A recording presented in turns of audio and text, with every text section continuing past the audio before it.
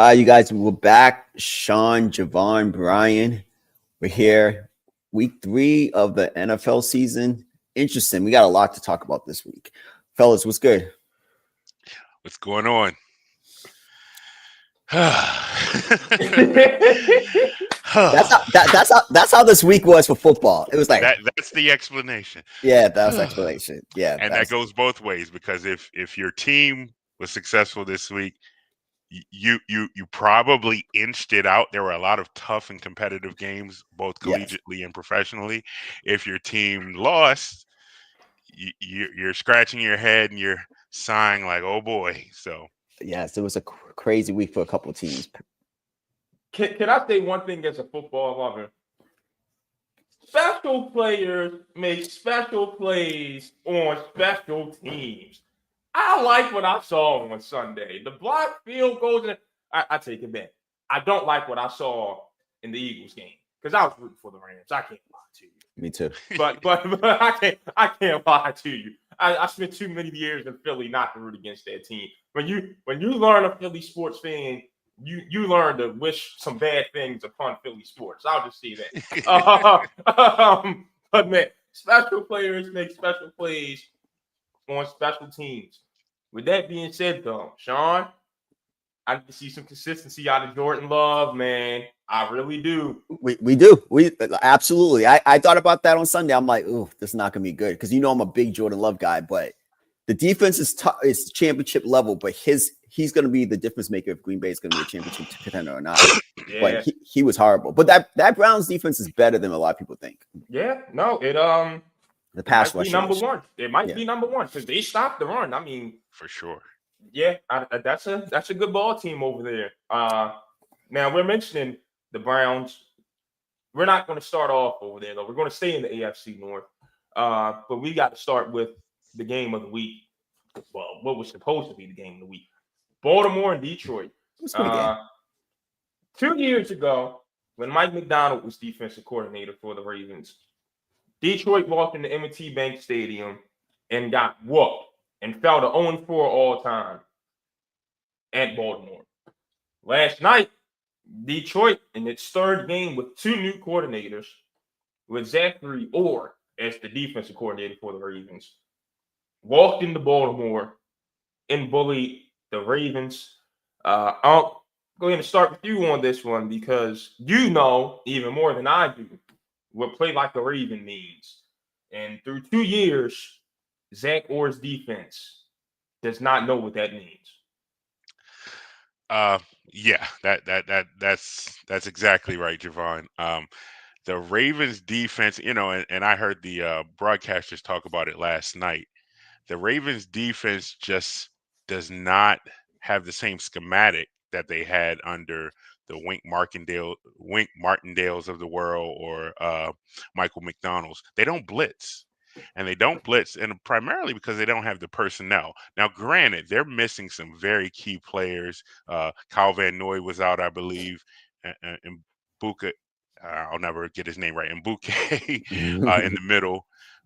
So those are some of your studs up front. There was no pass rush. Jared Goff, aka Ryan Gosling, was having his way. Just dissecting us, uh, picking us apart. It was tough to watch. I will give credit to the back end for the most part.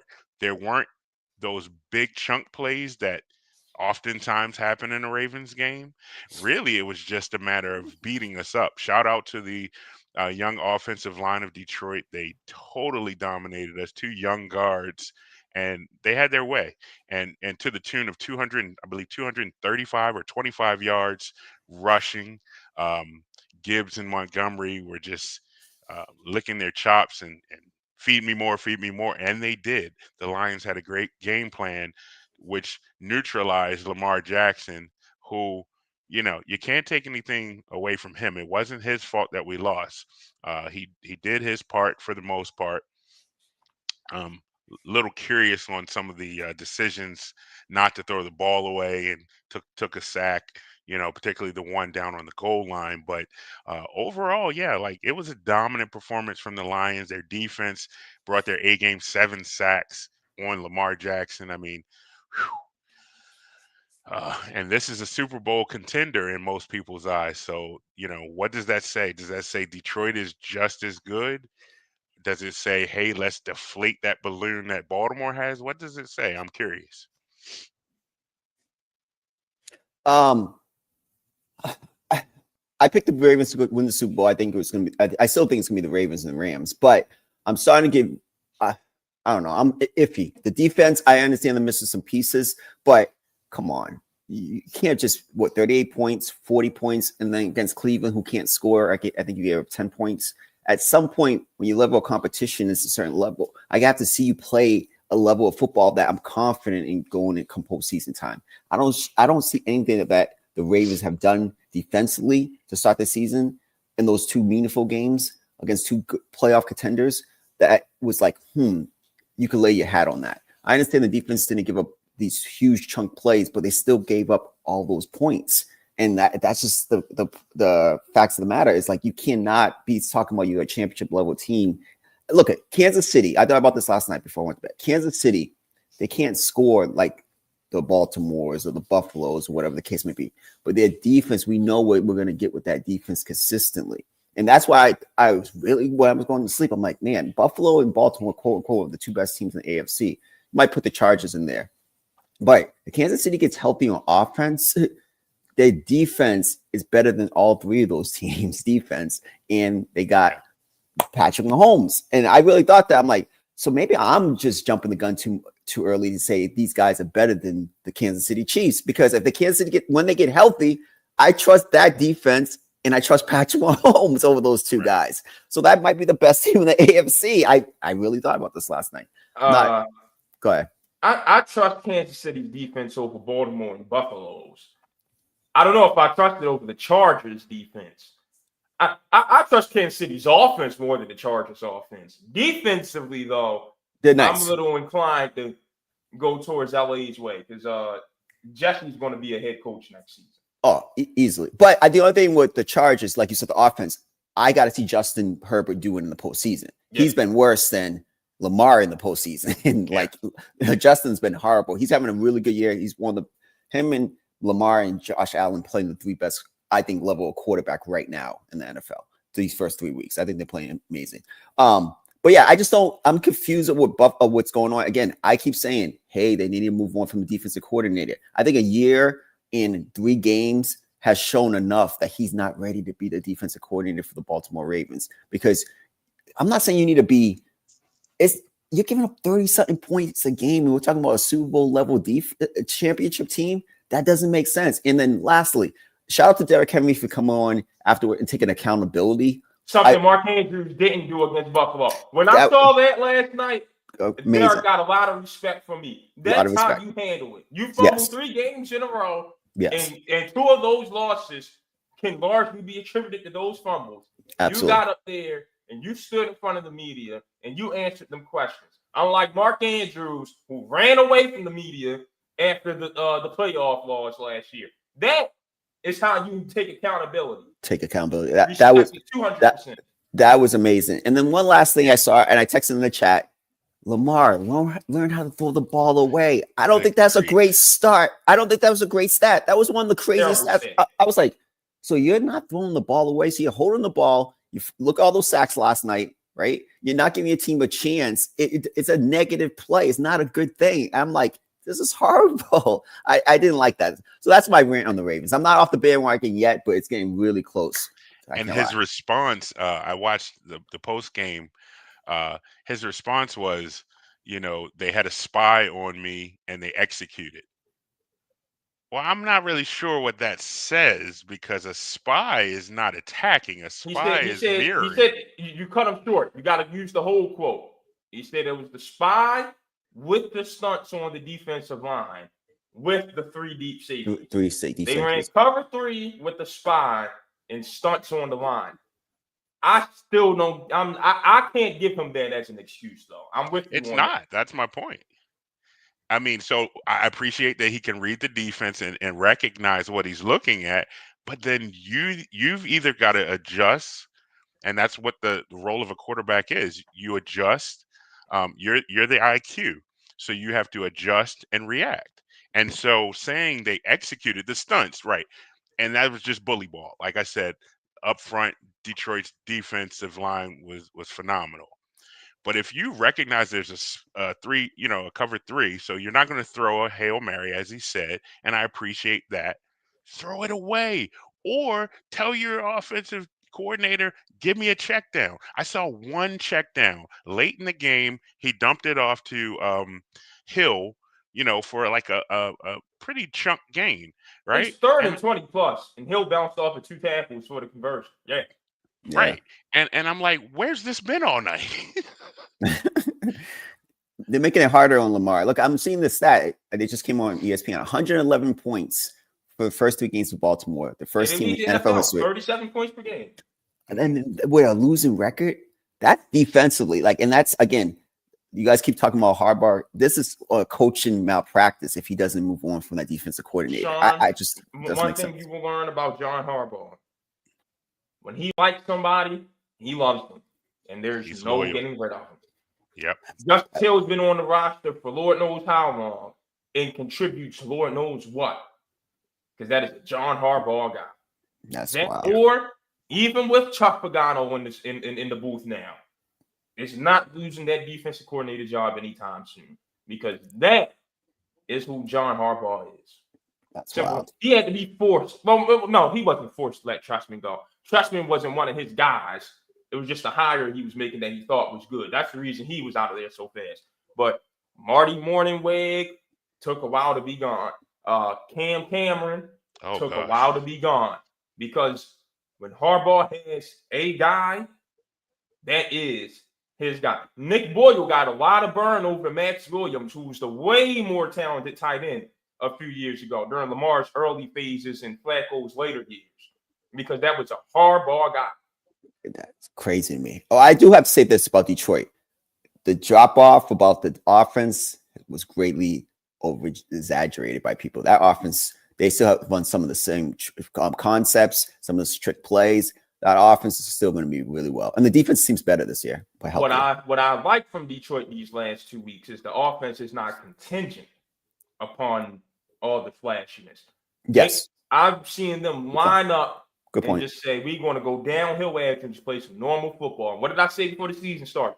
I said Detroit might be better off with these 2 new coordinators because they can get away from the gimmicky stuff on offense. Right. And then defense, Aaron Glenn was not a good coordinator. I'm sorry. So some fresh blood has the chance to absolutely be better than him.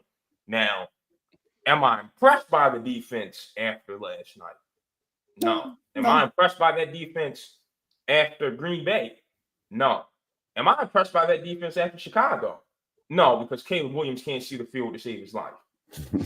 So they still got that improvement to me. But offensively, I'm with you. At least for a few weeks, I'm willing to put concerns to rest. Yeah, their offense is I think it's one of the better offenses in the league.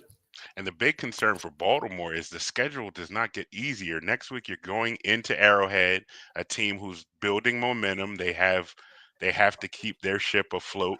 So, and we've seen from recent history, Mahomes and Reed have the Ravens' number. So, yeah, that 1-3 prediction looks pretty substantial right now. Yeah, Javon was on point with that. But that's why he's not stressed. He knows his team's going to bounce. I don't know the schedule off the top of my head, but I'm pretty sure it gets easier down after these first 4 games. Not until late in the season, really. After the bye starts to lighten up, you get some Dolphins and some teams like that. But the gauntlet is early, so time will tell. After Kansas City, it's 2 home games against Houston and the Rams. Lamar, for some reason, loves putting on a showcase against the Rams, and the Ravens have owned Houston historically. Then there's the bye week. And like Unc said, after the bye week is when life becomes very smooth sailing. Chicago, Miami, Minnesota with whoever the quarterback's going to be, Cleveland, the Jets, Cincinnati with Jake Browning, Pittsburgh, Cincinnati again, New England, which can't win back-to-back games to save its life, Green Bay with Jordan Love's inconsistencies, but it's in Lambeau. I don't think I have many fond memories of the Ravens going to Lambeau and then ending the season at Acrisure. Yeah, so that's the easy. Yeah, but that's it's like I know the team that has controlled my Sundays for 24 years. You know. but the problem is this: the Eagles have a tough. Started the season with a tough schedule. I'd like to see if you're a championship medal team. I can't see you go 1-3. I can't see that. Like the Eagles have played a tough schedule, and I think it's clear the Eagles are the best team in the NFL right now. Like I think that's clear. The most complete, most balanced, complete team. You can't go 1-3. Man, they probably will lose against Kansas City, but you just can't go 1-3 and talk about it. And I've got one more gripe with Orr. Jared Goff is the completion percentage king in the NFL right now. Because it seems like, and I really noticed this at that Buffalo game, and I'll give Josh Allen his credit for this. He picked Baltimore zone apart. When I sat back and thought about it, there's no quarterback in the NFL right now that I respect that doesn't pick zone defenses apart. Seems like that is the new thing for being a quarterback. You want to be one of the best quarterbacks in the league, zone defense has to be a dream come true for you. That is Jared Goff. And every third down, I saw Zach Orr give Goff what he wanted, which was dropping into a soft zone. Have we not seen the tried and true formula of just send 7 at Jared Goff and watch him pitch down his leg? Send 7 and let your boys bump and run and watch Jared Goff show you why Sean McVay didn't think he could win with him. If we can observe this from the couch, why can't Zach Orr, with a full week of film and preparation, understand that perplexes? The only way a zone works if you can get 4 without pressure is 4 guys who are like gotta have 4 who can win up front. Win up front. That's the only way. You got to have some athletic and disciplined guys on the back end. Yeah, and I'm here to tell you, with Darius Washington being hurt for the season, Kyle Hamilton is playing deep safety. He's not in the box, so that doesn't make up for your athleticism. That means you've got slow and bulky Roquan Smith and Teddy Buchanan playing in the middle of the field in the zone. I'm having fun with that as an NFL quarterback. I never got this, and maybe I'm wrong. If I was in DC, I will switch my scheme like Belichick and the Patriots do, or the Chiefs did every week based off the opponent. I wouldn't. That's the way you do it in NFL. If that's how you coach any sport. Yes, smart. It's just smart. So why are you playing zone against Jared Goff? I completely agree. You have to. He's not mobile. He's not going to beat you scrambling or rollouts. Like it just doesn't make sense. Let's see how they. I don't care if they give up 20 points or less to Kansas City, because Kansas City doesn't score like that. I don't care. I need to see more growth throughout the season. And the schedule is cupcake. I don't know. I'm worried. I'm worried that this team is just all talk, no real substance on defense.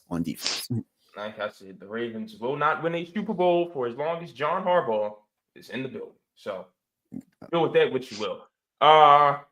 Pivoting over to college, Nebraska and Auburn had chances to show they could get back to their glory days this weekend.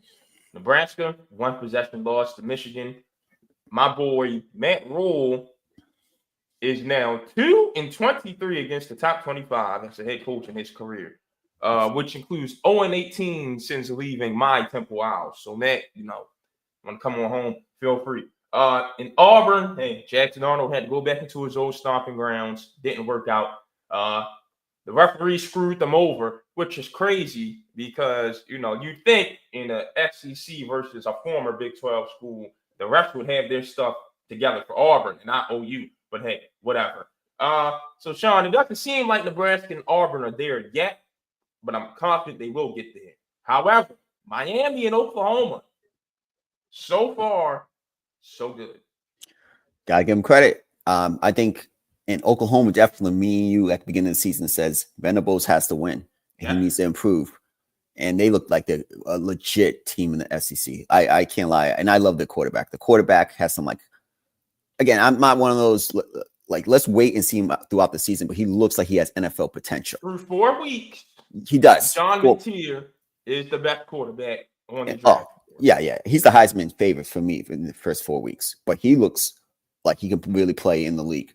And the defense is tough.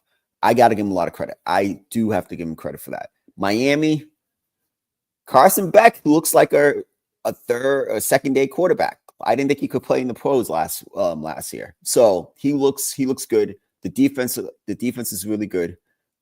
It's good when Miami's good. We talked about this all the time since we started this podcast. It's good for the sport. It's just good for the sport. Miami's just that legendary team. It's great for the sport. They look like a legitimate national championship contender. And let me just jump on with let's give Michigan some credit. I like Bryce Underwood. I understand it was a lot of controversy how he got to Michigan, but I could see as a true freshman, Michigan, if they can at least get their offense into the 2000s, he could be really good. I don't know why they could run that type of offense, but whatever. As long as Sharon Moore is there, that's what they're going to do. But I like their style of football. They're going to be a tough team, and he has that ability. His passing ability, he's very raw right now, but he's going to be really, really good. And Nebraska, I just got to say this too, very disappointing. You can't lose a game like that. You should have won that game. You got to win that game at home. I thought there was going to be, this is the third year. Isn't that the Matt Rule thing? Year three, they take the step.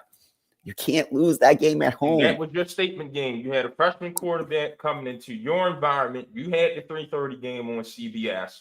You wanted to show that your program is ready to turn the corner. Yeah. You had to win that game. And if you lost, ideally, it was supposed to be Raiola's fault. It was not. Can't blame him. He's balling. Yeah, 3 touchdowns, 308 yards. Yeah, impressive.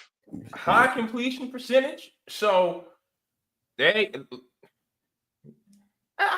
just keep coming back to we should have kept college football the way it was supposed to be with Texas A&M, Oklahoma, Missouri, Arkansas, Texas, and Nebraska being in what conference, fellas?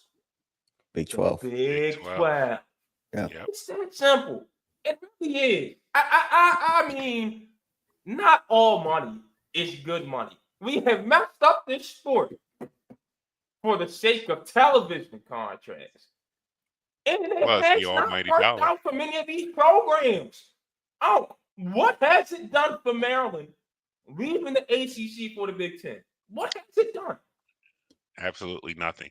Not even high profile. I mean, they're losing consistently in the Big Ten, and they've probably lost a fan base as a result of it. Quite frankly, I mean, loyalists will stay loyal, but yeah. Outside of Texas and Oklahoma, who just got to the SEC, has it been kind for those 3 other schools? No, because it definitely hasn't been kind to Texas A&M. I can tell you that much. So what are we doing here? And UCLA, yeah, destroying the Pac-12 is worth this. Losing your head coach after 2 weeks. Crazy.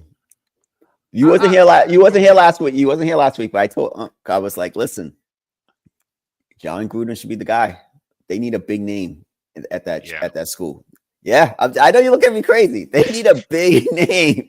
They need a big name because that school in the middle of LA, you need a big name. Chip Kelly didn't work out, but they got to go big name. Sean, what UCLA needs is money and a recruiter. I don't know how many kids are going to play for John Gruden. Kids that are good at football to compete in the Big Ten. He can coach football. I don't know him as a person. He's still a brilliant mind. Can he recruit? What UCLA needs is whoever the hell is getting all the talent to go to USC and Oregon. Right. That's who UCLA needs. They need that and a bunch of money behind them. Simple and plain. And while we're on that, I got to take my hat off to the athletic department down in Blacksburg. They were not playing. They fired Brent Pry, and just like that, we're investing $50 million into athletics. We're getting back to the top of the ACC. That's how you show you're serious about winning. Wisconsin has not put money into that program, which has left Luke Fickell in a terrible spot, which we're going to talk about later. UCLA has not put money into that program, which is what has it where it was at. And Virginia Tech fell off because money had stopped getting put in that program. So if you want to show a candidate that you are serious about returning the glory, that's how you do it. Listen, in college sports now, money can buy a lot of things. Texas Tech, they spend that money, and They spent that money. I respect it. You spend that money and get a good return on your investment, and they look like they are up there in the Big 12. So that's one of the best teams in the conference. So I can't be mad at that. Yep. Miami, though, to me, right now, I will learn what I need to know when Florida State play. When they play Florida State. When they go to Tallahassee, I will have my answer on if Miami is back or not. Because believe it or not, fellas, I do believe they can lose that game. How they lose will be the determining factor if they lose. So I will hold off on the Canes until the Florida State game. If I like what I see in that game, and I see either a win or I see a loss that says, hold on, that is something that can be corrected before the playoffs begin, I will have my faith in the Hurricanes. But I saw this last year from them. Started off great, had a chance to get to the playoff. And what did Miami do? Blow a lead against Syracuse right around the corner here at the JMA Dome. So they've got to get through Florida State for me to say Miami is back. The only thing is their defense, especially that defensive line, is much better than they were last year. Best pass rusher in college football right now. He's a top 10 pick to me. Like he's special. So that defensive line is different. So we'll see. I agree. It's show and prove because we've been down this road. But if they lose and they lose in like convincing, like a old fashioned beatdown, who's the best team in the ACC? Comes down to Florida State and Georgia Tech. Ooh. Are the national championship contenders? No, I can't go that far. Not for Georgia Tech. Not for Georgia Tech. Yeah, Miami has national championship contender on them, like written on them. The other two teams, I don't see that, to be honest. Yeah, no, I think for the sake of the ACC, Miami needs to win that game. Absolutely, yeah. Because the ACC has a problem with this team not being able to stay consistent. SMU had 2 chances at Big 12 wins. Blew their lead against Baylor and then lost the final Iron Skillet game for the foreseeable future.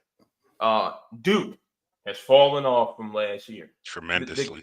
The consistency is not there for the ACC right now, which is a problem because when you look around the country, the ACC is the worst power conference by far. The Big 12 has separated itself from the ACC. Absolutely, 100%. Well, the biggest reason for that is because for so long the ACC was top heavy. I mean, Clemson was head and shoulders better than everyone for so long, and their fall from grace is not pretty at all because they aren't just back to the pack. They've actually gone, towards the bottom rung of the ACC in terms of the talent. Dabo's got his beliefs about the portal, and they're just not executing. They're not executing. They don't have the talent they once had. Will that change? Time will tell. No, absolutely. But I think we'll save Clemson for when we get to it because I got a lot to say about Clemson. I've got a lot of observations from being able to see them in person. You saw them in person, yeah. Let's go back to my old stomping grounds of Philadelphia, though. Gritty comeback win for the Birds after 36 first half yards. Not 36 passing yards, not 36 rushing yards, 36 total first half yards. I don't understand why it's just so hard to get A.J. Brown the ball from the jump. I don't like it. And this is something I learned, especially playing basketball. I cannot stand when people forget what wins them games and try to go away from it. And in this case with the Eagles, get the ball to Saquon Barkley and A.J. Brown, and everyone else comes in. Well, it's a case of too many riches. That's the thing, because there's so many weapons with the Eagles. Someone's going to get lost. The Ravens kind of have that same problem, right? Last night it was featuring Mark Andrews. Derrick Henry only had 50 yards. what happened to Zay Flowers, where he was supposed to be the primary target, and he had maybe 2 catches, right? DeAndre Hopkins had the 1 first down. I don't think they went back to him. Now, again, we know Detroit dominated that game, so it just happens, right? But yeah, I think you scheme and you focus. You make AJ Brown your Terrell Owens feature, and you work around from there. But that didn't happen, and hence they got in the hole they were in early in the game. But kudos to those Eagles. Nick Sirianni has that team humming. They have real buy-in. They have real belief, and Jalen Hurts is what Dak Prescott was supposed to be. Does that make sense? You got to Wow. explain this one. Yeah, I got to hear this. Wow. I might have something to say about this. Go ahead. Now, I will say this. I believe Jalen is maybe more talented overall, but Dak Prescott's no slouch. I just think it's all in his head. With confidence, he would look like Jalen Hurts.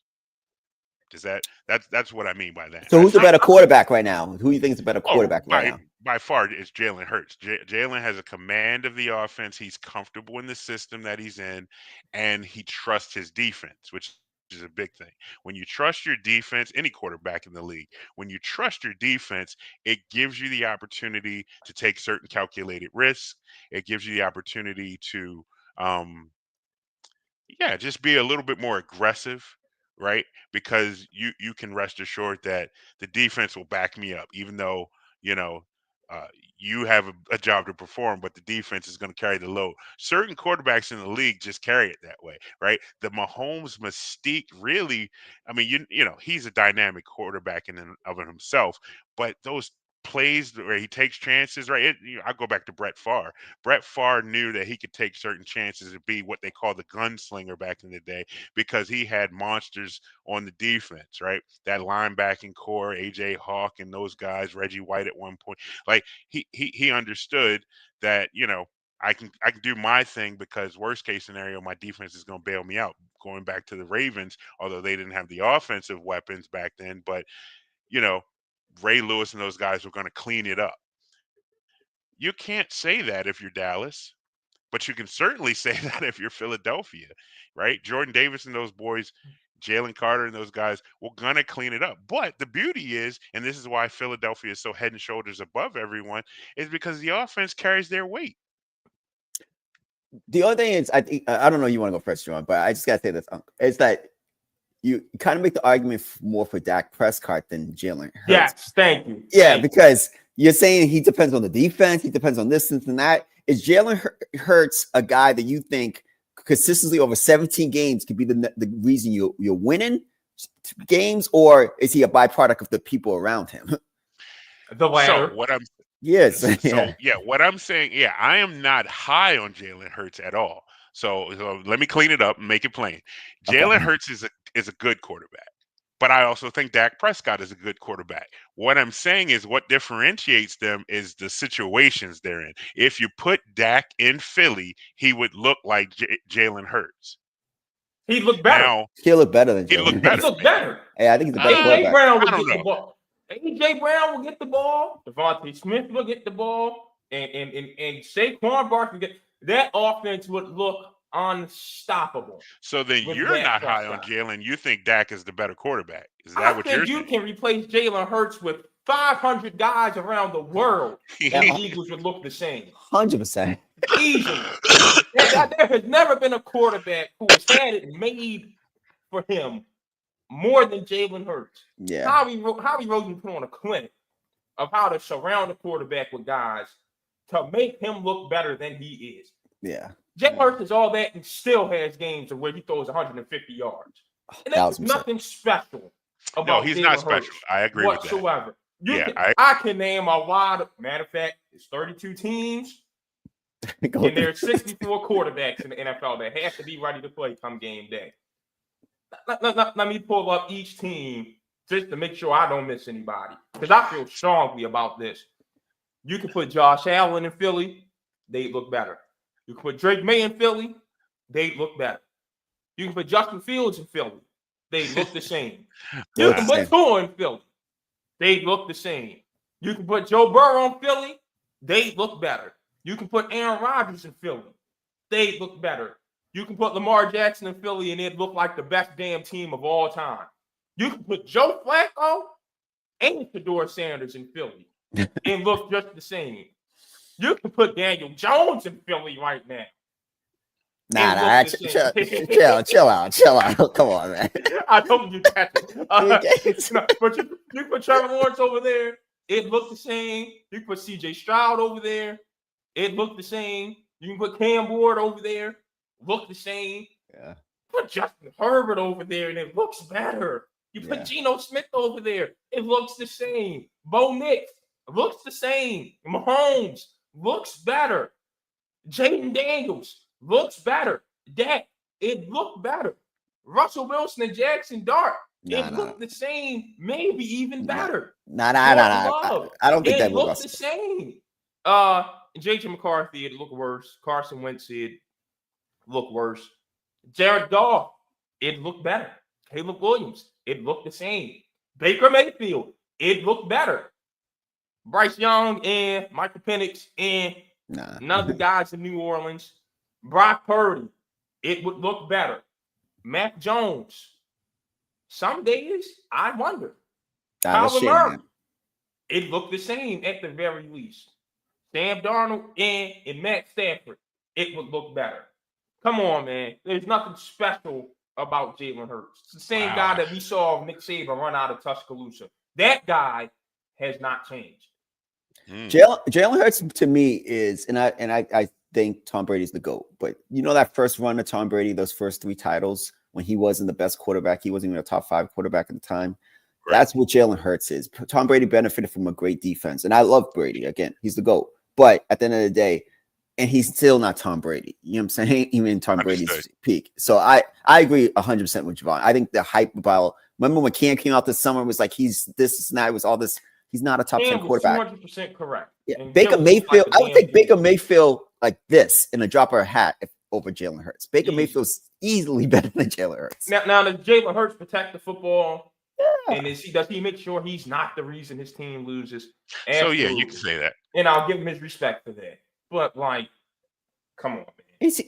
He has had 2 really good Super Bowls, but cool. I'm cool with that. But people can have great Super Bowls. Now, no, in defense, Jalen's not asked to win the game. Now, do you think if he were asked, like, you know, if the pressure were really I think that's the thing. You cannot ask him to win you the game. Mm-hmm. That's the whole thing. That's why you had to put this type of roster around him. You cannot ask him to win you the game. I think that's the point. I think what the Chiefs did in the Super Bowl, he answered the call. I'm letting you beat me. I'm going to take my chance. Even though he did it in the Super Bowl, I want you to beat me, Jalen Hurts, in the postseason game. That's why I would play it. Like, I'm not going to let the offensive line. First of all, he has the best offensive line in football. And it's not even close. Maybe it's not even close how good his offensive line is. So that helps him a lot. Let's see when these pieces start breaking down. You can't afford all these guys. Let's see what Jalen Hurts is in 5 years. But he's not. I don't consider him a top 10, top 15 quarterback at all in the NFL. I'm with you. Yeah. Talent-wise, but you got to respect his pedigree. I mean, his resume. Of course. That's why you could put him up there, but I'd still take Baker over him. I would take Jaden Daniels over him. I would take a lot of guys over him. Herbert over him. Like, still some guys I would still take over him. So you could put him in the 15 if you want, but he doesn't have to win the game. It's 2 different things. Completely different. Sean, I know this is one you are dying to get at. I don't like anything I saw from the Texans, the Packers, or the Falcons this weekend. And all 3, I circle back to the offense. Yeah. Particularly some concerning things about the quarterbacks. Yeah. So I'll start with Green Bay first of all. Being me on. Can you hear me? There you go. All right. So what I would say is this: Green Bay, you haven't won anything yet. Like, I like what Matt LaFleur came out and said. Why are we talking about undefeated seasons? Michael Parsons say, well, Super Bowl teams, they have hiccups too, makes mistakes. You haven't won anything. I don't even think they've been to a championship game since Aaron Rodgers left. So what are you talking about? Like, I think pump the brakes. Their defense is really, really, really, really good. I'm going to give them credit. They're a top 5 defense so far. But like you guys said, we said at the beginning of the show, Jordan Love, I'm a big Jordan Love guy. He's got to be consistent. We thought after year 1, I thought he would be in the MVP conversation. He hasn't risen to that play. And I'm starting to think about him and another guy I'm about to talk to in Houston.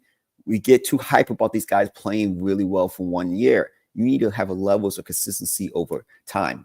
So Green Bay, still a really good team, still going to be a playoff team. So I'm not going to go too, but they messed up losing that game to Cleveland. You cannot lose a game like that, especially in the NFC. If you want the number 1 seed, you have to win games like that. Houston, I'm confused. You blame the offensive coordinator, you fire him. The offense looks even worse this year. CJ Stroud has taken. I text the group. They should do a masterclass of how you fall off in a 2-year span. He looks bad. He looks bad. The offensive line is one of the worst in the league, but it's just his decision making. Maybe he's not trusting the offensive line, but he's always in a rush, always trying to scramble out.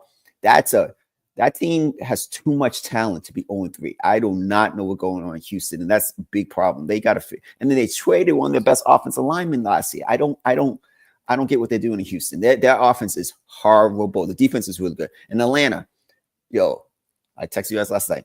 Homeboy, Raheem Morris is feeling the heat. You fire your wide receiver coach, right? You cut the kicker after 2 weeks, the first 2 weeks. You are feeling the pressure because if you don't win, Young Way Cool getting cut was kind of a long time coming, though. He was missing some field goals, so that's fine. But I just feel like making all these changes right away, you're going to feel the pressure because at the end of the day, you took Michael Penix, and you have Kirk Cousins making all this money playing the bench, but you have a talented offense, and the defense is better this year. The defense is really good this year. It's been better, and you cannot move the football consistently. And it's been like this since they started the season 6-3. So like week 10 to week 3 now, going from last year. That's a lot of games that offense has just been inept, and it's just like it's all stems back from the quarterback play. They have a solid offensive line. They have playmakers. It's a lot of pressure, and if I'm Arthur Blank, and I invested all that money in this, I invested in the quarterback. I got a high pick.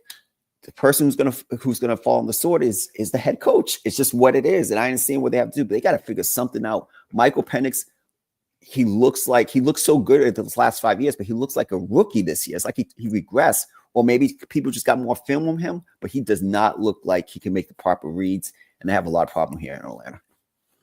So my thing, what I'm seeing with all 3 teams. Confidence is not great with any of those quarterbacks. Stroud, Penix, or Love. None of them have confidence. The other piece is none of these teams have a real offensive identity. Some teams in the league, what you're going to get. Baltimore's going to be a smash mouth run team, but they've got the dynamic Lamar Jackson. Buffalo, they're going to depend on Josh Allen. He's going to make decisions. Certain teams, you just understand, they're going to play a certain way. You expect this, right? The Rams, they're going to be aerial, right? Certain teams, you just know what you're going to get. I don't know what I'm going to get week to week with any of these teams. And that doesn't make sense because, again, they're not void of talent. They're just void of identity. I mean, I really think, like who's running the ball in Texas? I don't even know who their running back is off the top of my head because they have no identity. Chubb is in for the injured Joe Mixon right now. There you go. So, why aren't we featuring him until CJ Stroud gets it together in his head, right? Now, granted, that line is horrible. They're not beating my 5-year-old around the corner there. I mean, they're just a bad unit. So I don't know, but it's one of the worst in the league. What concerns me, I'm glad you said something about the lack of identity. That's what concerns me the most about the Falcons. You had Bijan Robinson and Tyler Algier backing them up. Those two have been terrific. Build your team around running the ball with them. Set up the play action so that Kyle Pitts can either take up all the space over the middle, because now we've seen it was the quarterback with Kyle Pitts, because Penix likes him, and he gets the ball from Penix. Either let him take up space over the middle, or Drake London get out and use his speed and his athleticism. But that team needs to be built around the run first. Raheem Morris is a defensive coordinator. Their teams are supposed to naturally be built around the run. Mm-hmm. So I'm super concerned with that. With Green Bay, I think it all comes down to, can Jordan Love be consistently good? I don't think there's any other question about that team other than that. And if that question persists after this season, I think you're on the trade market. I really do, because they have a window. And on the trade market? When you can address that window by adding one piece, you do it. So I don't know what team is in a position to, hey, we've got one of the better quarterbacks in the NFL, but nothing else going for him. We need to move on from him. For Green Bay to mortgage its future and go get it. Or maybe it's through the draft and restarting with your quarterback. But I think Jordan Love has to show the consistency, because the Packers, to me, have what it takes to win a Super Bowl. With the Texans, this all boils down to one thing for me, and it's an oversimplification. I'm halfway joking and I'm halfway being serious. Their issues began when C.J. Stroud started hanging with Micah Parsons. Micah Parsons ain't somebody to be around if you're trying to win. I'm just be honest with you. I thought he was a large problem of the Cowboys culture, never being able to change in these last few years. But like, also on a more serious note, like C.J. Stroud in college did not impress me or you, Sean. Like, we thought he needed some work. He needed to do everything to stay on the humble path and the consistently improving path in the NFL. And so far, I am not seeing it. No. At some point, we're going to have to stop blaming the offense and the coordinator and look at him. Does the offensive line need some work? Absolutely. But I don't think that team is void of playmakers. I really don't. Like, no, they have. There's a lot of people that would love to have Nick Chubb in the backfield right now. Is he who he used to be? No. A lot of people love having him. Nico Collins, pretty good. Dalton Schultz, pretty good. I will say this: injuries have hurt them, because Christian Kirk's out. Yes. Tank Dell is out. When they get healthy, is when I will have my final determination on Houston. They are banged up right now, so I'll take that back. As of now, they're void of resources. That was not the case when those struggles began last season, though. It's my thing. So when they all come back, if this thing doesn't get coming again, then you've got a real question. But you can't, even though I did say on this podcast, I was like, a team I'm going to look out for this year for improvement is the Jacksonville Jaguars. I did say that. Mm-hmm. And they do look better. They should have won that game against Cincinnati, too. They should be 3-0, but whatever. I do like their head coach a lot. You can't score 10 points in a division game against Jacksonville. Like, you just can't score 10 points. You can't score 10 points in a division game, period. Yeah, you just can't. And then the week before, they played on Monday night, right? I forgot who they played the week before. We were watching. It's just the football doesn't. Commanders, I believe, right? It was the Commanders, or was it the Chiefs? I can't remember. Houston? Chiefs. Yeah, Houston. No, I'm pretty sure they played. Whoever they played game. Or they started off with they started off with the Rams. Then they played Tampa Bay. Tampa Bay. Yeah. Tampa Bay's defense is better this year as well. It's just they don't move the football consistently enough to me on like just their third and shorts and the third down plays. That's not just a talent thing. That might be a scheme thing. I'm not sure what it is. The offensive line is just not really good either, like we keep saying. But I'm not that team. We clearly said at the beginning of the year they will win that division. No one would have said the Colts would be 3-0 and the Texans would be 0-3. If anyone it is, they're probably a rich person who should have played some gambling sites or something. But I would never have thought that Daniel Jones would be better than C.J. Stroud this year. I mean, that's just the facts. We can't deny it. We can't say anything. he's been better than C.J. Stroud, and that's just what it is. Daniel Jones's offense has been historic. I never thought I'd see that in my life. I mean, that's just.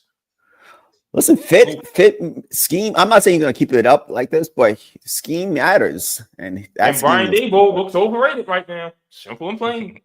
Daboll's fighting for his job. They got no it. question. Does he go with Russell Jackson Wilson. I don't need to see any more of him. Russell's I'm all right. So we're ready for Jackson. I'm ready for Russell Wilson to hang it up because he's messing up his Hall of Fame bid right now. Because he keeps making the worst mistakes at the worst times. Yeah. He needs to have a Kurt Warner last couple years to make the Hall of Fame, but I think he's no longer a Hall of Famer because this will be his next. No, he's not going to be the next starting quarterback for the Giants next year. So they're going to have to. He's either going to move on to somewhere else, going to cut him or something like that. But this is what happens when you're not humble because a lot of his teammates said, "Hey, this guy thought he was better than the people. He was this, and that. He was a prima donna. Blah blah blah." Sometimes you got to be humble, and maybe he needs another location because it's not in New York. He does not.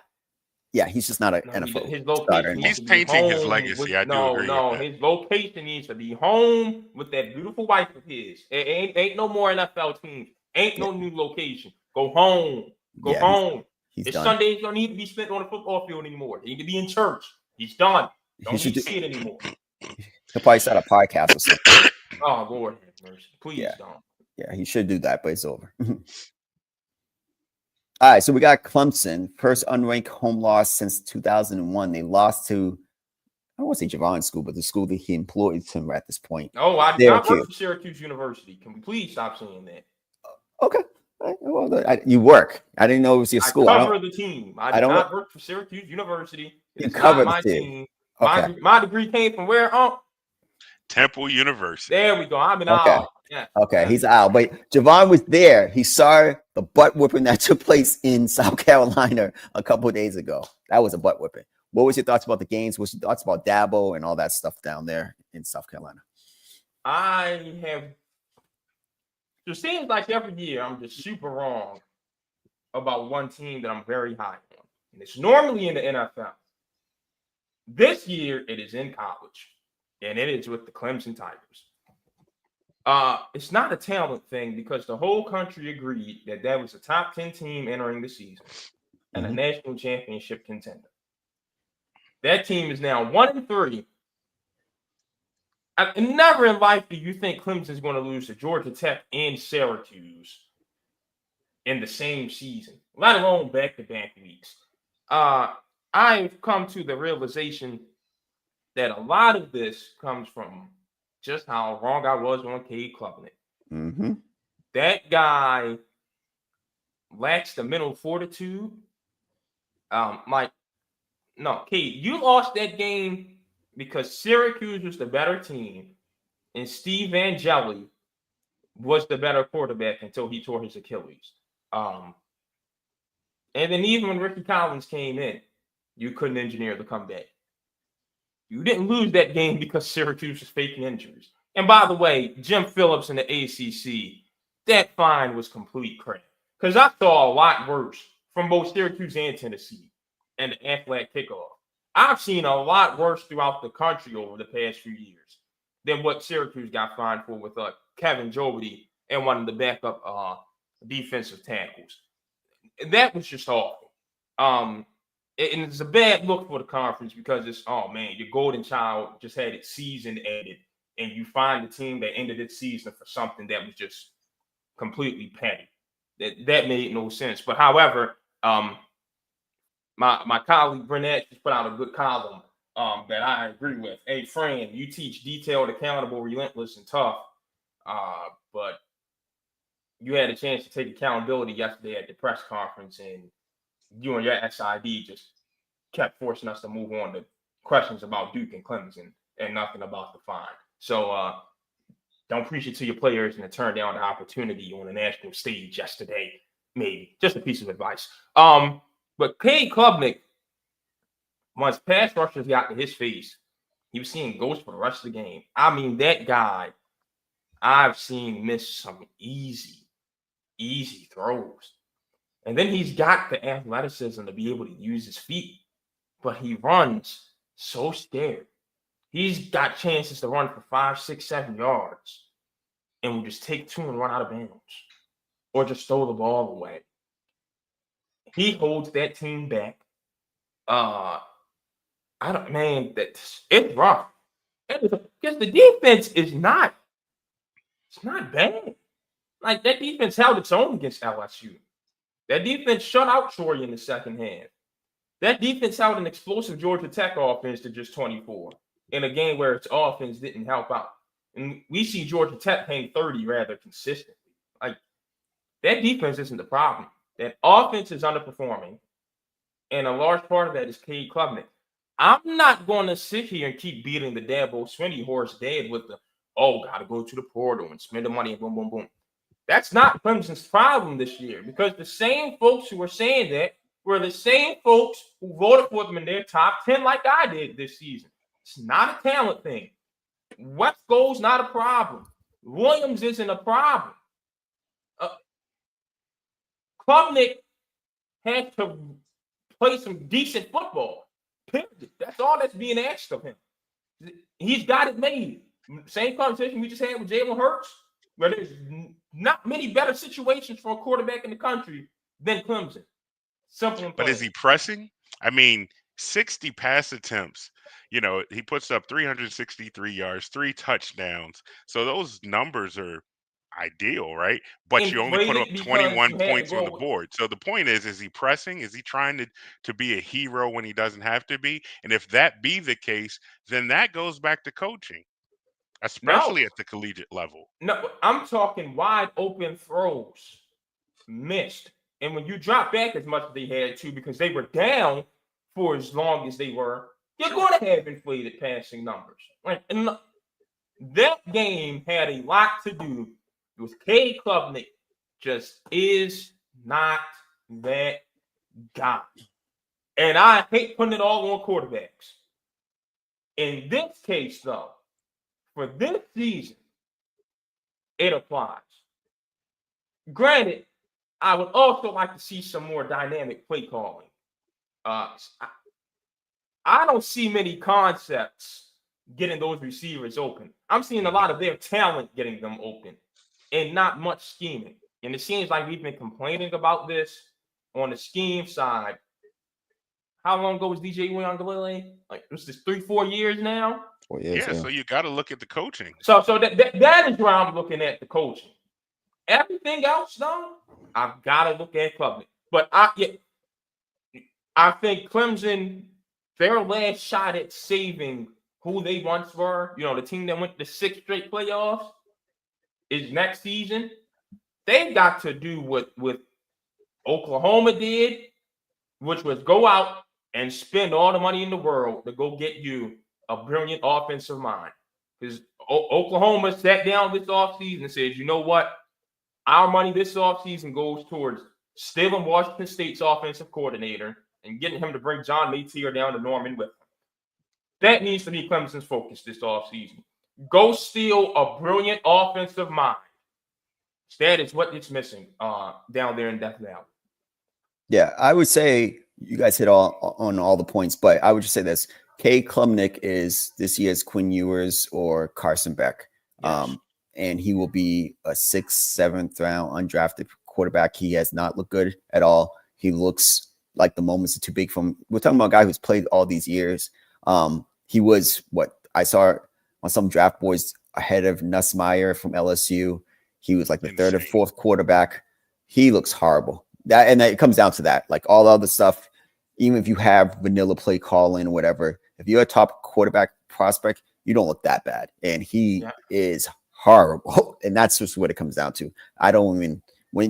These first 4 games have shown me enough about him that he wouldn't even be on my draft board if I was an NFL GM. So yeah, Clemson's in a lot of trouble. And Dabo, 2 things can be right in life. Dabo could go on that rant he went on a week ago and talk about, hey, this is their accomplishments, because those are all facts. But then this week, and you being eating humble pie and your team not being good enough in the last 5 years have not been good enough, that could be true as well.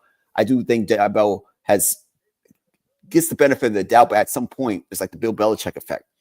Bill Belichick had to be moved on from New England because when Brady was gone, The drafting, even when Brady was there the last couple of years, the drafting wasn't good. The defense was still pretty good, but the offense was just behind the times. It made sense for them to move on. That was getting to that point. You did amazing success in Clemson, but if you don't come with the times and start actually producing better results, you got to move on from Dabble. And we love Dabble. Dabble will get a job in a second, but sometimes sometimes people overstay their welcome. That's what it goes to. At some point, he does have to acknowledge this is not the 6 straight playoff years team. It's just not. The only reason you made the playoff and snapped that streak last year, that drought, but because it expanded to 12 teams and Syracuse blessed you by beating Miami, they get you into the conference title game. Matter of fact, it shouldn't even come down to that. Syracuse had no business losing those games to Stanford and Boston College last year, both by 1 possession. The Orange would have finished 11-1 and 7-1 in ACC play, and it'd have been them and SMU in the conference title game last year had it not been for those 2 games. Like Clemson was not supposed to make the conference championship last season, period. So they weren't supposed to make the playoff. So he does have to accept that and come to terms with that, or else. Can I just jump in and say one last thing about Fran Brown though? I saw something that he was on a podcast and he said if he finds out. I just gotta say this. I just gotta say this, and then I think he should be one of the top candidates for jobs. We talked in that chat about it. Yeah, John Sumrall, Ryan Silverfield at Memphis, Brent Key, easily the top 4 right now. Yeah, but I think he's a little bit of too like a showman to me as a head coach sometimes, and I don't like that. I think you get there when you get there based off of in 10 years from now you build Syracuse to that. I don't care. If Dabble wants to go and talk his crap, I don't care. That doesn't bother me once you prove it. I think he's a little bit too cocky for my taste, and that's something I don't like. And I saw that podcast, I was like, damn, I was saying this guy should be the top candidate for Florida or one of those big schools, or if LSU. I think he's that good of a coach. I really do. But he's just a little, the arrogance comes a little bit too much. I don't like it a lot. And I just didn't like it. I saw the podcast talk about beating up coaches and stuff. Yeah, that's where my issue is. Don't come with the, I ain't no B word. When I see you, I'm gonna press you. Yeah, I didn't like that. You're a head coach. After you just said there ain't no tough guys in college, you just contradicted yourself. What you gonna roll up on somebody? Sean, this is why I get a little pissed at the Syracuse operation. The way they run their press conferences, you raise your hand, they'll ask for the mic. You get about 2-3 questions when the mic comes to you. Mm-hmm. And you're lucky if you see it again for the rest of the press conferences. The way we did things back in Philly, every man for himself. You get your question off where you get your question off. I like that. If Syracuse ran its operation the way we did in Philly, me and Fran would have had a verbal sparring over that yesterday. Okay. Because that podcast rubbed me the wrong way. Yeah, it's like he was talking. So then he was talking about the player. Yes. The negotiation. Negotiation. Yeah. I watched it. That was Marad Watson who texted his post from Syracuse this year. All right. You go from I went ahead and told him to tell them we were offering this when we weren't, to get him some more money at Texas. Now I just text y'all. All right, that sounds good. Nobody gonna call out the fact that then he said they did all that for a player who ain't worth all that money. Nobody gonna point that out. You just said Marad wasn't even worth all that. Nobody's gonna point this out. I had an issue with that part.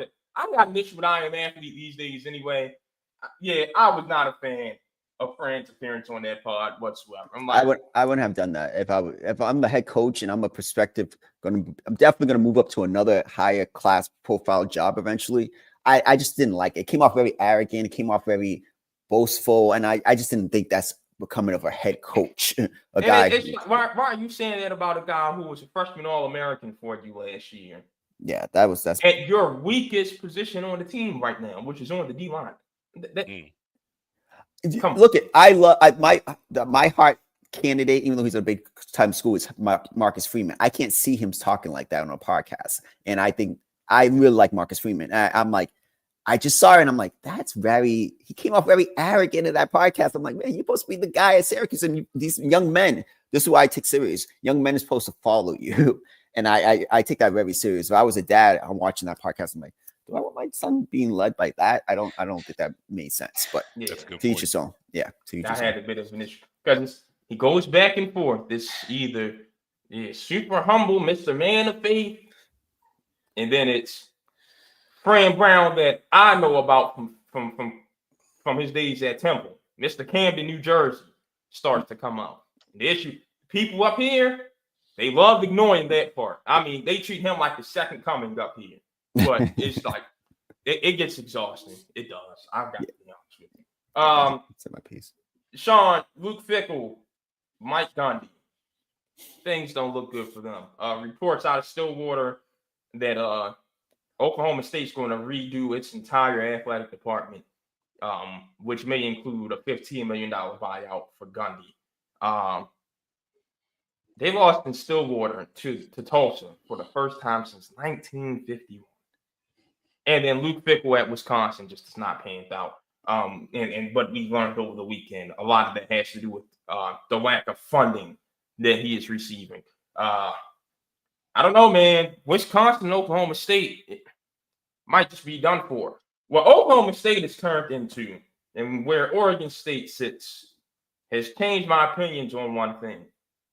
Maybe we don't need Bedlam every year, and maybe we don't need Civil War every year.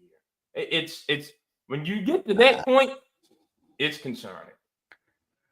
I just have to say this, and you'll know better than me. Did Fickell leave right after that appearance in the college, the national championship game, or did he stay a couple more years? The playoff, yeah, he left right away to Wisconsin. Yeah. Man, I think that when you go to he was the guy, right? And I think when you go to a school like Wisconsin's in the Big Ten, but they're not going to be able to compete. And so I understand what people are saying about the money. Are they Michigan? Are they USC?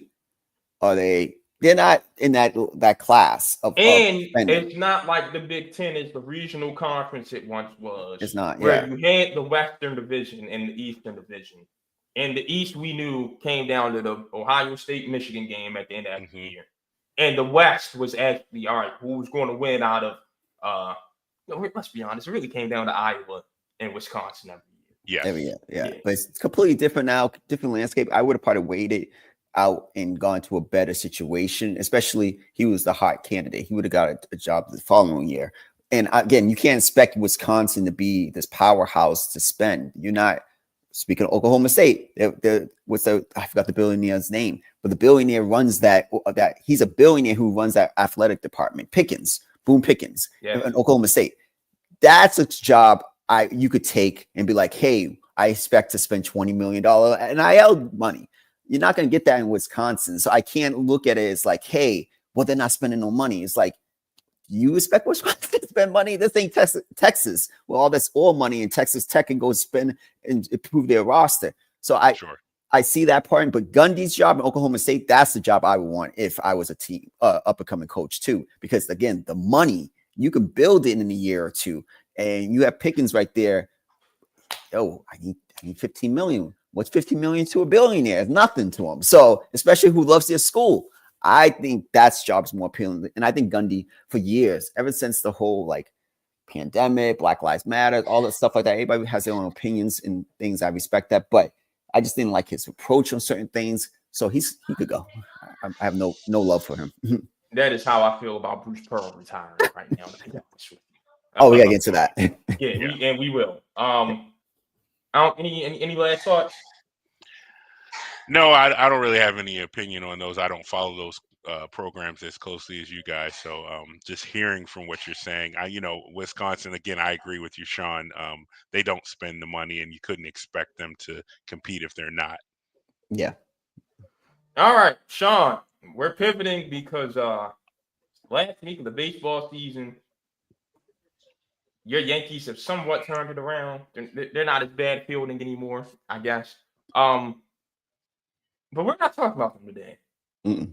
The Mariners, thanks in large part to Cal Raleigh and the historic season he's having, they have gotten hot, scorching hot.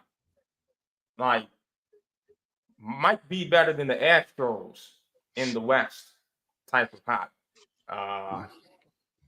I've got an opinion. The American League is a dogfight, and I think we're going to know exactly who is coming out of the National League. But the Mariners, Sean, that is a team I want no parts of. They're actually up 3 games on Houston right now. Yeah. They won 9 of their last 10. I think they're plus 68 in the point differential column. The thing is, they are 39 and 42 away from home. That's we've seen this before.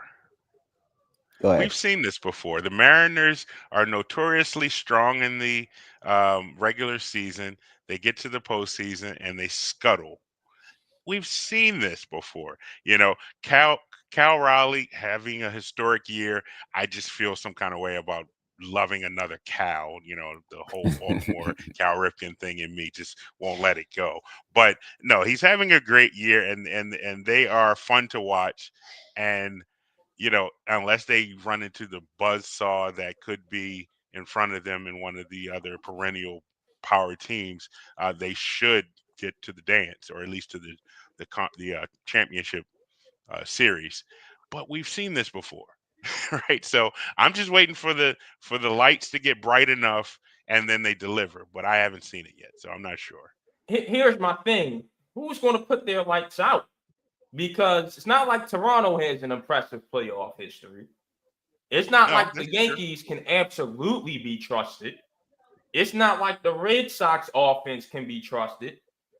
Detroit's lost 9 of its last 10. You want to talk about a team that has gone absolutely cold since their hot start. You know, yeah, Cleveland gained a lot of ground on that team. Someone puts their lights out is my question. Like, Cleveland's hot right now, but I'm not blown away by the Guardians. Like, I'm gonna be honest with you, I think they're only threat. They should even be considering losing sleep over are their division rival Astros. I don't see a reason for them to fear anyone else, especially with the top of that lineup. When you got Julio Rodriguez, Cal Raleigh, and Eugenio Suarez, that is top heavy. No one wants to pitch against that. I would never bet the under on first inning runs in a Mariners game because of how much pop that is. That is scary to deal with. And in the playoffs, if you can get on the board early, my goodness gracious, like, that sets the tone. Well, I read this really good article yesterday on ESPN.com, and I think it was by Kyle McDaniel, and he ranked the tiers of rotations in baseball, right? Actually, I'm gonna pull it up. All right. Actually, that was the last thing I read last night. All right. So they had tiers. So the top tier 1, tier 2, tier 3, whatever. The only American League team in the top for rotation only was the Seattle Mariners, where Gilbert, Wu, Kirby, Castillo, and Miller. And the other two one was Dodgers, the second was Philly. We know come postseason time, it's about the rotation. It's about the rotation. And the depth of that rotation was, regardless of the lineup and everything like that, that depth of that rotation, the top 3 guys can compete with any top 3 guys in the American League. Detroit, I see Screwball, and I see a bunch of other guys, just other guys. I don't see a solid number 2 behind it's them. Right? Screwball in the Miracles. Yeah. Exactly. So there's no other guy. The Yankees were ranked. I saw this on the list. They were ranked behind the Red Sox, who only have Crochet.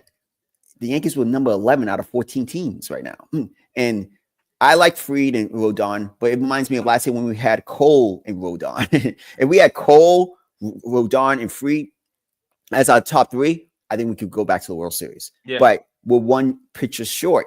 So Seattle should go into the postseason. I'm always going to go with the rotation. Should we go into the postseason as the favorite? Toronto has a bunch of – who is Toronto's ace? That's my question with Toronto.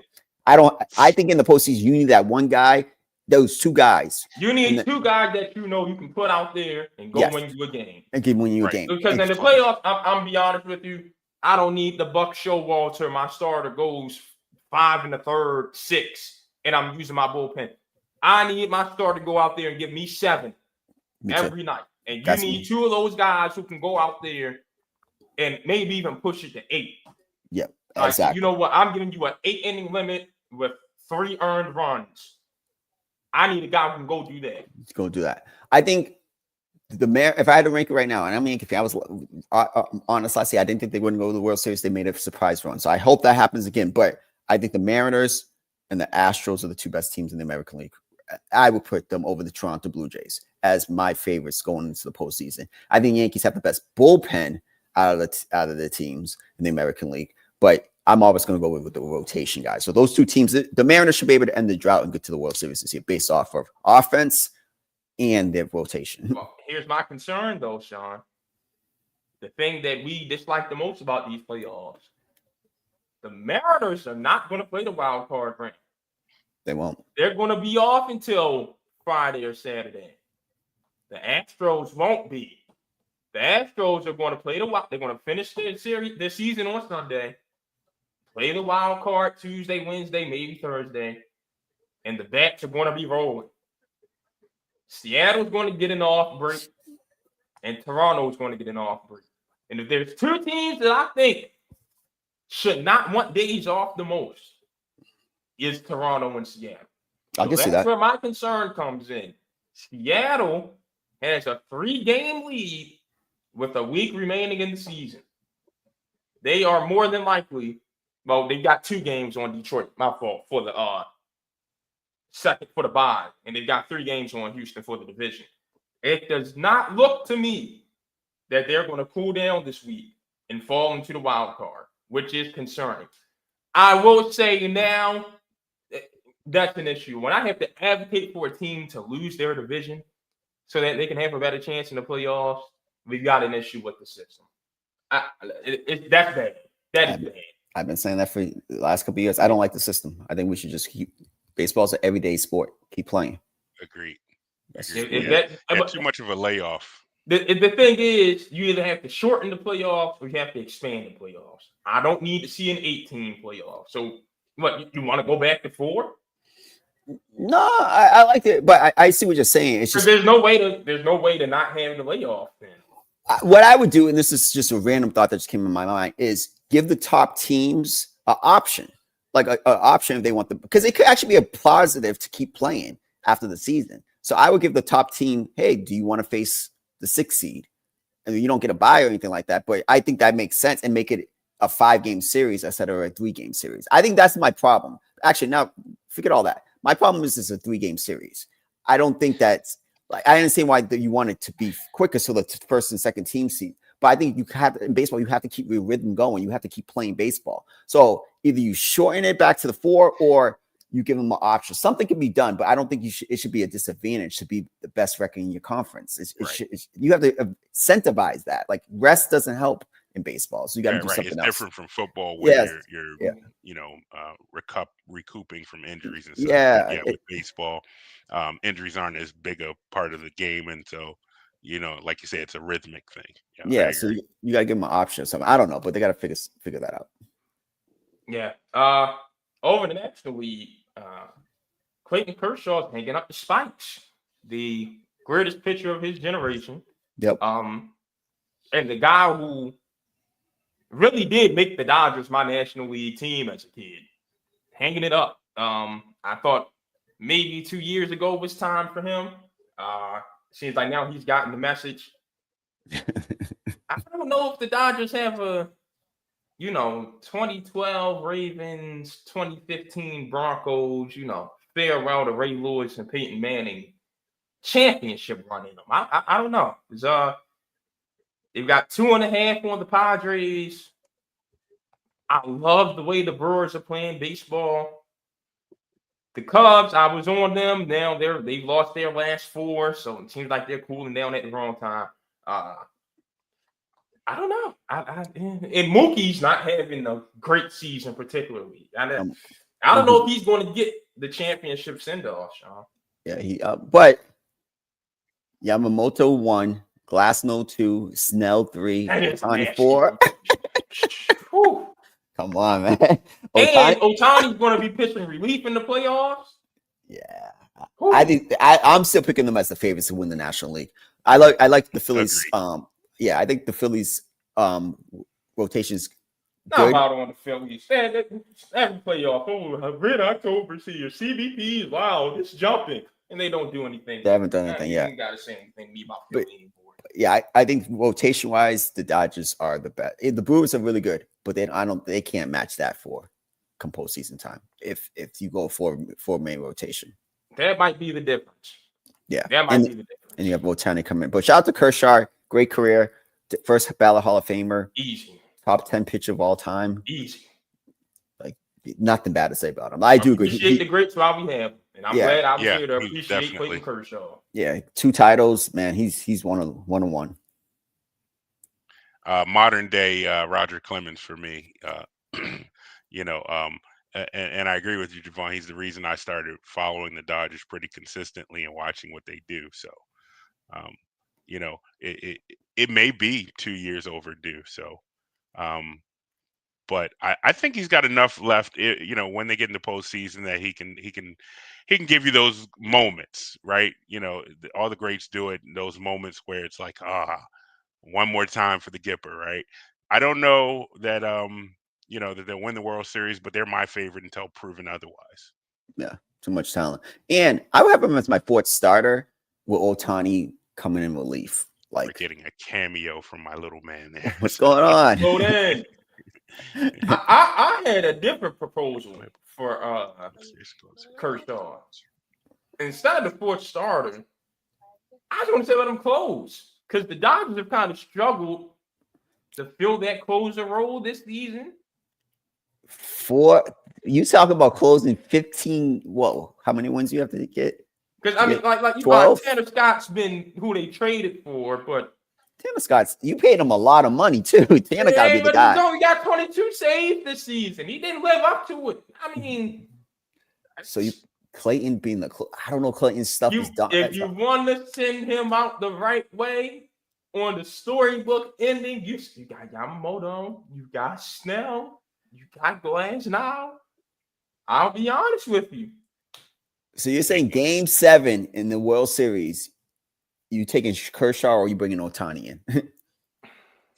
I'm bringing Ohtani. I'm letting the face of my franchise and the guy who brought Dodgers baseball back go out the way anybody would want to go out. I brought us back, and I'm going to be the one who leads us to glory on my way out. I'm letting Kershaw get that role. If there's anyone who has earned it, it's Clayton Kershaw. I can see it. I agree. You know, the Hollywood ending, you know, that totally fits the bill. But and you know how raucous the crowd at Chavez Ravine will be. Like I think I gotta be honest. Brian hit it. I don't know. It's Ohtani in a Game 7 coming out that bullpen to close out a World Series, and he's the best player in the league. He is the face of baseball. Nah, you can't blast that. I love Kershaw. Tip the cap. I'll give to you. Your walkout gift is a 3rd World Series ring. That's what I would do. Yeah. Y'all ain't right, man. Y'all ain't right. Nah. Yeah, he's been watching Field of Dreams too. Y'all ain't right. You know, y'all returns your franchise to relevancy, and you gonna send them out like that, make them watch from the bullpen. Y'all ain't right.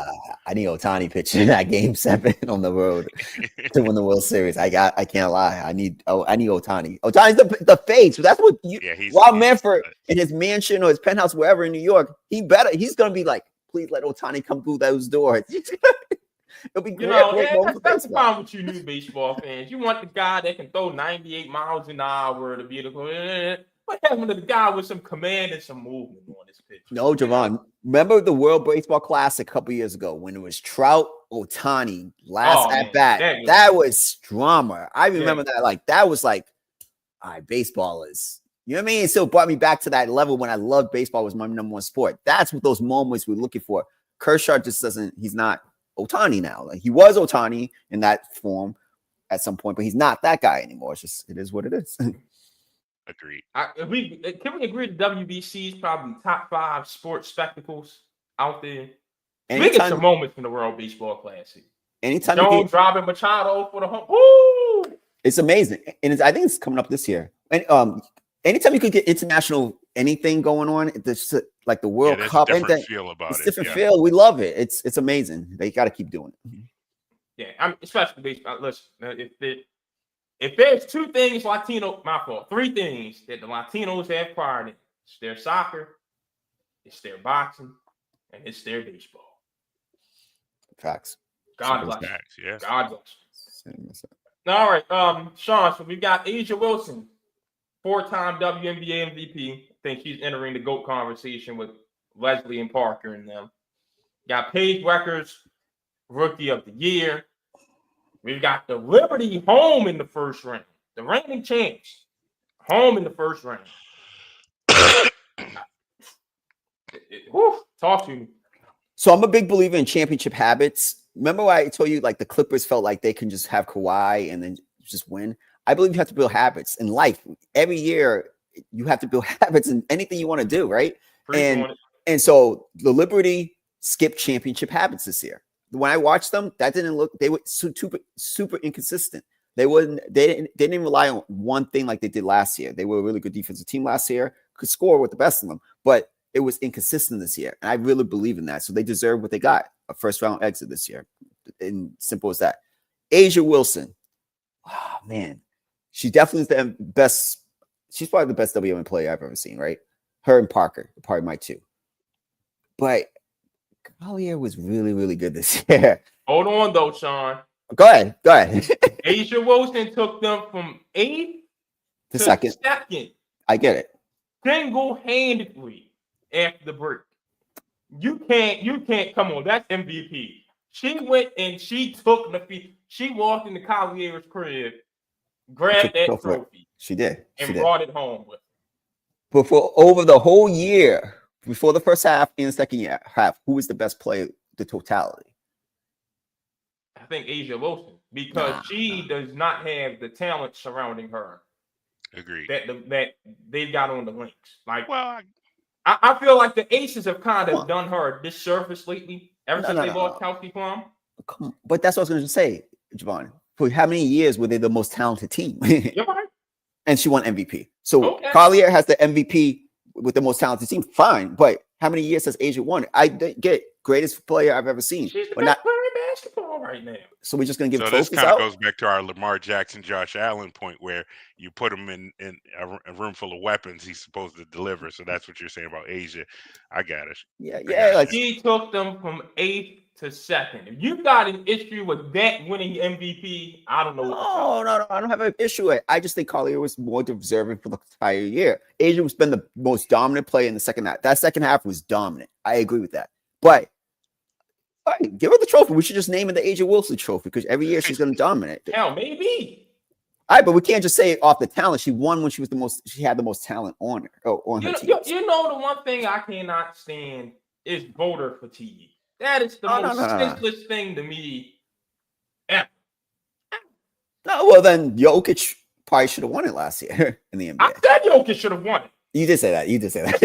Jokic should have won it last year. I love Shea. If you are the most valuable player, you deserve the trophy. And Jokic will be my favorite coming into this year, by the way. But I agree. Jokic should have won it because fatigue happens in sports. Lamar Jackson was...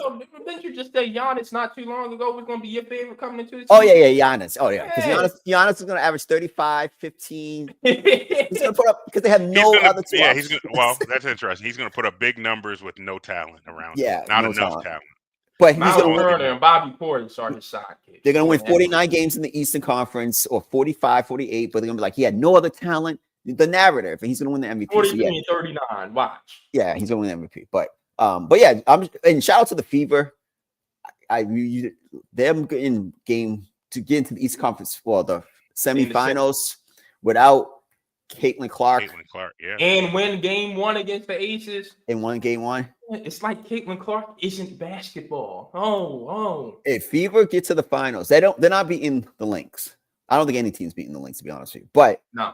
That would be impressive. That's one of those. You know how they gave LeBron a reward for going to the finals with the Cleveland Cavaliers in 2007? That's the type of level of that. It's an achievement, even though you don't get second place trophies in life. I'm gonna say this though. I look at the Fever and how far they've come. When Clark comes back, I don't want to see 30-footers with 18 left on the shot clock. Your team clearly has a system going. Yeah. Try to fit into it. No, Try to fit into it. Take over when you need to, because you are the star. But try to fit into what your teammates have done since you've been gone. That's one of the most underrated aspects of Jordan's career. When he left, the Bulls kind of became a different team with Scottie as their guy. And when he came back, it wasn't, I'm about to fully take over for Scottie. You know what? I'm going to buy in to some of these changes that y'all made. And then when the Black Cat has to return, he will. I think depending on what free agency happens in the draft, but they should definitely be in the top 3 contenders category next season. But you're right. It's on Clark. If I'm sitting back and seeing, man, this team got this far without me, take some reflection, look yourself in the mirror and be like, hey, what's the changes I have to make? Don't be as ball dominant. Yeah, and then fit in. Let's fit in. Because I also think that's coaching, because I think, the Caitlin Clark experience, we were still riding the wave coming out of the collegiate. She literally put women's basketball on her shoulder, and if you're the coach of that dynamo, you've got to let her be her. And so that's what we've experienced thus far in the WNBA. Now I think, like you say, you swallow the pill. She's out for the year. Maybe the best thing to happen for her career, kind of like when Jordan broke his foot in 85, I think it was, and came back and became, what we know to be Michael Jordan. So Caitlin Clark comes back. She's got some reflection, like you said, and she makes her team better. Yeah, good point. Great point. All right. Coming up on the end here, we got 2 more. Bruce Pearl has retired. And so here's the thing. Was I a fan of Barney James getting drafted? No. Do I think that's a terrible case of nepotism? Absolutely. Bruce Pearl agreed. But then 2 years later, his son's taking over for him at Auburn with a 5-year deal after not proving anything. I don't know. So I will say this. I don't know how any Black athlete could commit to play for Bruce Pearl in these last 3 years. I agree 100% with what Michael Wilbon said on PTI the other day, yesterday. These last 2 years, Bruce Pearl had gone out of his way to be divisive. So I will not miss him. But is he a damn good coach? Absolutely. I thought that Jabari Smith and Walker Kessler team should have won a national championship. They were a point guard away from it. That was a team that could have used a Tahad Petaway or a Sharif Cooper on it. We will see if Auburn basketball begins to die off, because as we know, the trend in college sports right now, it sucks to be the man after the man. So it looks like there is an opening in the SEC. But yeah, I will not miss Bruce Pearl, but it looks like there's an opening in the SEC in terms of hierarchy, because it sucks to follow a guy who was as accomplished as Bruce was. Yeah, Bruce was he was setting himself up for his political career. I don't care what he says. He's gonna be the ambassador for like 6 months. And again, everybody's beliefs are everybody's beliefs. I just think when you're in a position, you're dealing with minority men, young men that you're following, save that for when you retire, and whatever you want to do afterwards, do. I don't care. I really don't. I really not on that political train. I just believe in, hey, look at the room. Look at the people who read the room, who you around. Again, afterwards, when you retire, you're a free citizen. You want to say whatever you want, go do that. Please do that. I just think, AKA Tommy Tuberville. Yes, absolutely. I'm not mad at that. Never mad at that. Be Republican, Democrat. I'm an independent. I don't care about that. You do, but I just do read the room, and I'm a big believer in that. I do have an issue with all of your money and financial success in life has come off the backs of Black athletes. And then once you leave the court, Black people ain't worth 2 dead flies smashed to you, and it rubs me the wrong way. But to each his own. Yeah. Welcome to America. That's I was you stole my thunder. I was going to say, truth be told, that's probably the story for quite a few individuals of note. Yes. In this country, and we just haven't seen they haven't revealed it yet. And so I'll say at least we see who he is coming, right? Generations ago, he would have had a white cloth on. Yeah. Last one before we make our predictions for the weekend. The American Athletic Conference, I think we can agree that's who the Group of 5 playoff bid is going to this year. Like, it's not UNLV or Boise State out in the Mountain West. There's nobody in the Sun Belt. There's nobody in Conference USA. We can agree that's coming out of the American, right? Yeah. Who's the best that you think? I'm going to go with Tulane because it's been John Summerall's league recently. But over the longer course of time, I think it's going to be them and Memphis in the conference championship game. I would not be shocked if South Florida or North Texas ruined those plans. The American, that is a good league right now. Between those four, between the capabilities that Army and Navy will always have, I like that league right now. And what KC Keeler is building in North Philly. That conference has a chance to get a stranglehold on that last playoff spot for a few years to come right now. I like what they've got going on, but I'm going to go with the Green Wave. Yeah, I picked them before the season, so I'm sticking with them. They haven't shown me any difference so far this season. I'm going with Tulane. I like Tulane. I'm looking at their schedule here. So, mainly conference. That game at Memphis is going to be a good one in November, for sure. Like you said, you can never discredit Army, which they also have to come on the schedule. Putting 45 points up. I'm sorry. Well, they lost. They gave up 45 points. The Ole Miss, yeah. But that Duke win was so impressive. So impressive. Yeah, that Duke was good. Going to be green with you. All right. Sean, I have never been more mad as a gambler in my life. I'll take it back. Nothing's going to top what Jalen Milroe did to me against Oklahoma last year. This might be number 2, though. Why? When I tell you I got backdoor covered badly Sunday. Badly. Wow. I had 6 legs. Sean, with 10 minutes to go in the fourth quarter. Oh, wow. I had 5 1 o'clock games, right? And I had a 4 o'clock game.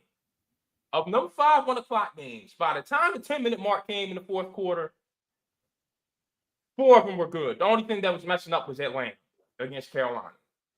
When I tell you everything had a backdoor cover, Crazy. Tampa was whooping the Jets. The Jets somehow came back and covered.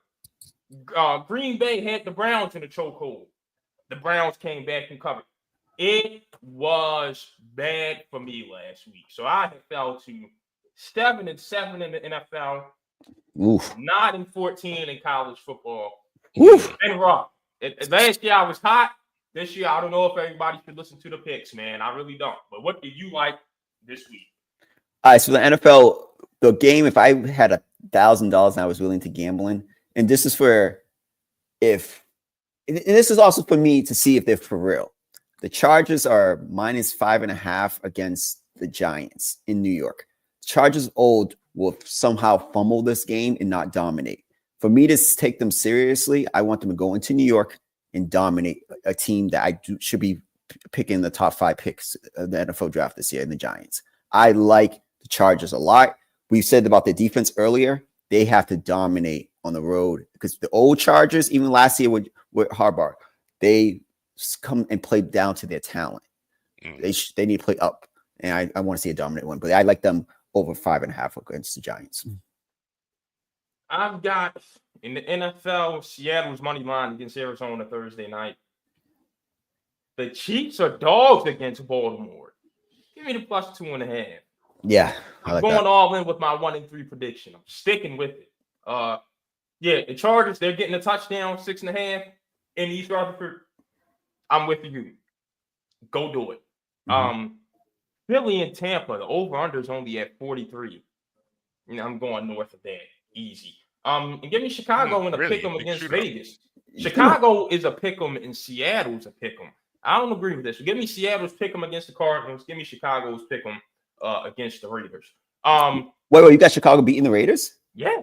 Oh, I think the opposite. Oh, all right. Well, I think Raiders. Yeah. we can talk about a little side bet off the two side. Yeah, because right now you're winning that Bills one. Where's the game? Houston's in Vegas. Interesting. Yeah. I don't know about that. Raiders at home, probably stronger bet. He's sipping. I'd go Chicago if they were in Chicago. I Me think. too. Yeah. You you saw a lot from Caleb last week to believe. Man, I just think the Bears are better than the Raiders. I'm not impressed by what anyone does against the Cowboys. I trust Ben Johnson. I but think if you can do that against Green Bay, you can do it against Vegas. Not Dallas. You can do it against Dallas. You can do it against Vegas.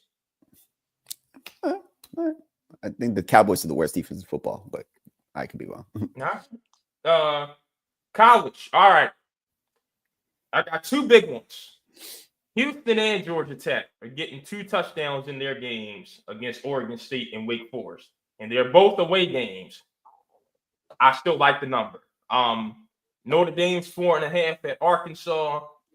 Ohio State and Washington is the CBS game this week.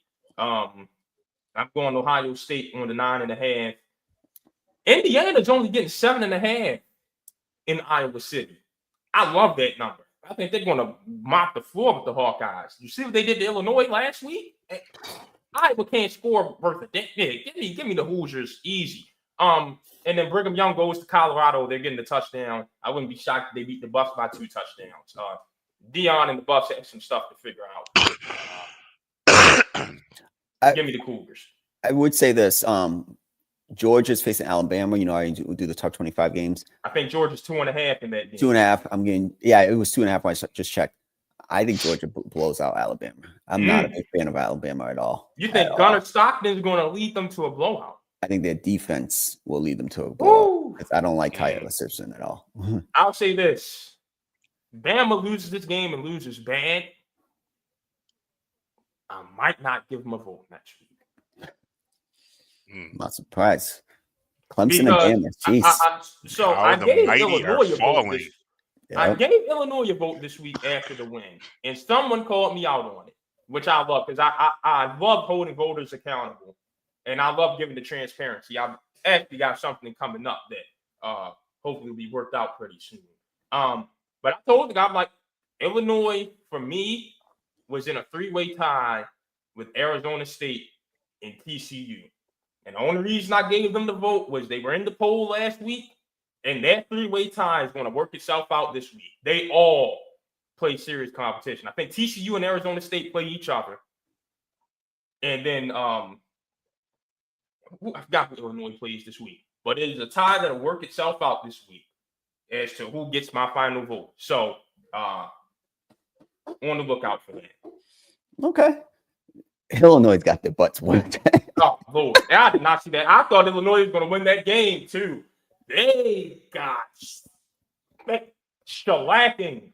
Yo. Yeah, it wasn't pretty at all. the Indiana coach, he should have gone out there and talk his crap because, like, he did. He got up he there. does. He does talk a lot of crap. Y'all must not have saw the Duke game. Like, I like that was coach. Duke turned the ball over. I like him too. Oh man, yeah, I love what I heard from Cignetti in that presser. I give him my respect. I got it. Now I'm in on Indiana. They've beaten somebody, and they've done it early in the season. There's conversation about this team being better than last year's. So far, I am inclined to buy into that. I like what I've seen. Who in the world would have thought Wisconsin football would stink and Indiana football would be on the up? Woo. That's life. Crazy. Things turn around quick. Yeah. What a difference some years make, I guess. I don't know. And the reason why I started this show with crazy weekend. That was a crazy weekend of just sports in general. It was a crazy weekend, especially the NFL games, all those field goals, win games, and it was just topsy-turvy. So just put it in perspective. I'm Baltimore tried and true. I'm a Baltimore native. I'm now a Charlotte transplant. It was okay to wear my Panthers gear this week, if not my Ravens gear. Jeez. That's crazy. Yeah, that's I don't even know what to think about that. That's crazy to think about that.